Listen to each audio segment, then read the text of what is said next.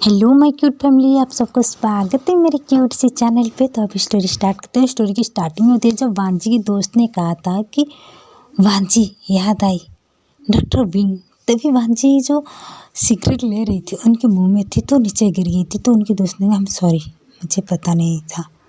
लेकिन वांजी ये सच है, ये लड़का की गुस्सा बिल्कुल तुम्हारी तरह, और इसकी आंखें बिल्कुल विंग की तरह।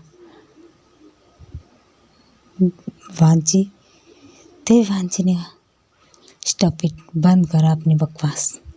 तो वांजी के पास किसी कॉल आई थी तो वांजी चली गई थी। और वांजी जब जा रही थी ऐसे ही सुची को देख रही थी, और तभी दिखाते बिंग को जो कि आ गई थी, क्योंकि इन दौरान बिंग के पास मैसेज कर लिया था बेनिंग, क्योंकि बेनिंग डर गई थी सुची को इतनी गुस्से में देख के। तभी दिखाते हैं बिंग जब वांजी चली गई थी तो बिंग की कार आके लगी थी, और बिंग कार से निकल गई थी, और भागते हुए युवान जो कि सुची के पास आ गई थी, और युवान खड़ी हुई थी वहाँ पर, क्योंकि बिंग एंड युवान एक साथ आ रही थी।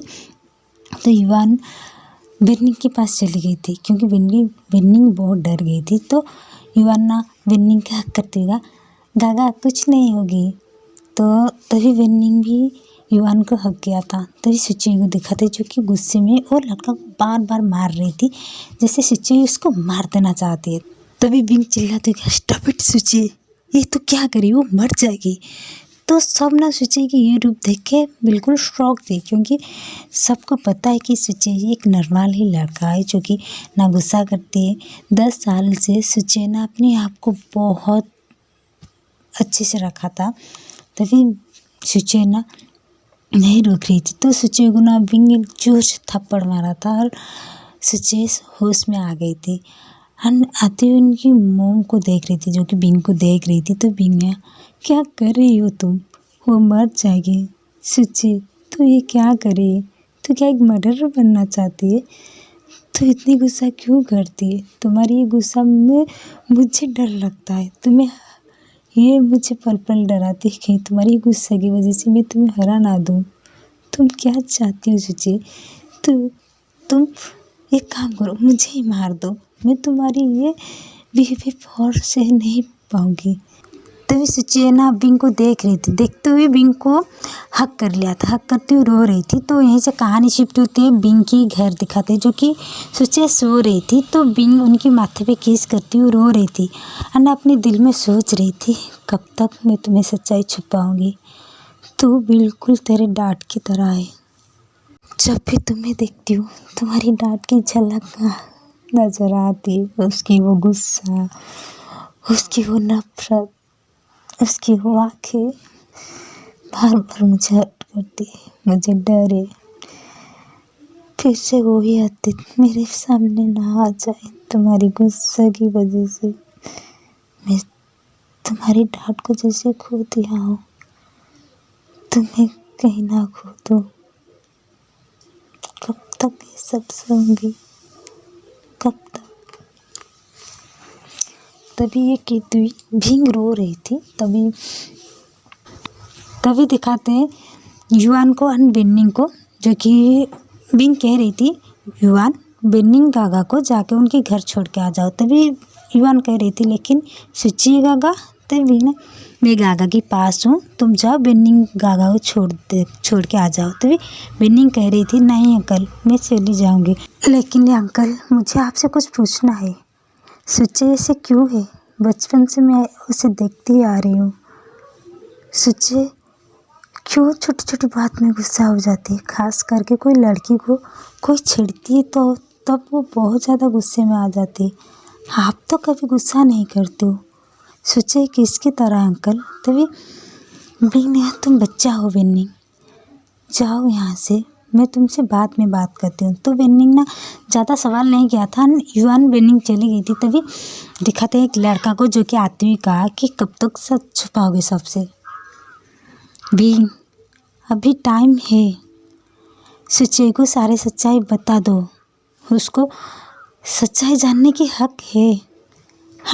सुची बिल्कुल उसकी ही तरह बनती जा रही है, जब जब बड़ा हो रहा है सुचे बिल्कुल उसकी तरह बनती जा रही है। हो उसकी एटीट्यूड, उसकी गुस्सा, उसकी वो आँख, उसकी वो पागलपन। जब भी मैं सुचे को देखती हूँ मुझे वांजी की झलक लगती है, वांजी नजर आती है। ऐसे ना हो भी 16 साल पहले वांजी जो गलती किया था उस ऐसे सुची कुछ ना करते। और उसकी वो गुस्सा जब भी देखती हूँ मुझे भी डर लगता है। तभी बिंग रोती हुई वहीं पर गिर गई थी। उनका क्या बताऊँ, बताओ क्या बताऊँ उसे। आज भी मेरे रूह कांप उठती है वो रात जब मुझे याद आती है। मेरे आँखों में आंसू रुकती नहीं। क्या ये बताओ कि उसकी डांट मेरे साथ क्या गया था। क्या यह बताओ कि मैं दुनिया से क्यों छुप रही हूँ, क्यों सबके आगे अपने आप को मार दिया हूँ। कैसे बताऊँ कि विवान को मैं 9 महीने तक अपने अंदर छुपा के रखा। 1 साल तक एक जंगल में रहा अपने प्रोटेक्ट के लिए। मुझसे नहीं होगा, नहीं होगा, यूँ मुझसे ये नहीं होगा। तभी वो लड़का बिंग के पास जाके हक करते हुए कहा तुम्हें ये कहना होगा बिंग, क्योंकि सुचे के लिए और ज़्यादा खतरा बढ़ चुकी है। क्योंकि सुचे आज जिस इंसान को मारा है ना, जिस लड़का को, वो बेन की छोटा बेटा है। तभी बिंग ना शौक से देखते हुए कहा तो क्या कह रही है। तभी वो लड़का ने कहा और वो कोमा में है। बेन कभी भी सुचे को चिंता नहीं छोड़ेंगे। इस टाइम में सुचे के प्रोटेक्ट से वांजी कर सकती है।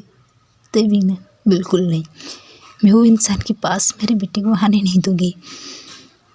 होगी तो मैं बेंसू के पैर पकड़ लूँगी और मेरे बेटा गलती की तो मैं माफ़ी मांगूंगी खुद, लेकिन वांजी को मेरे बेटे के करीब आने नहीं दूंगी, बिल्कुल भी नहीं।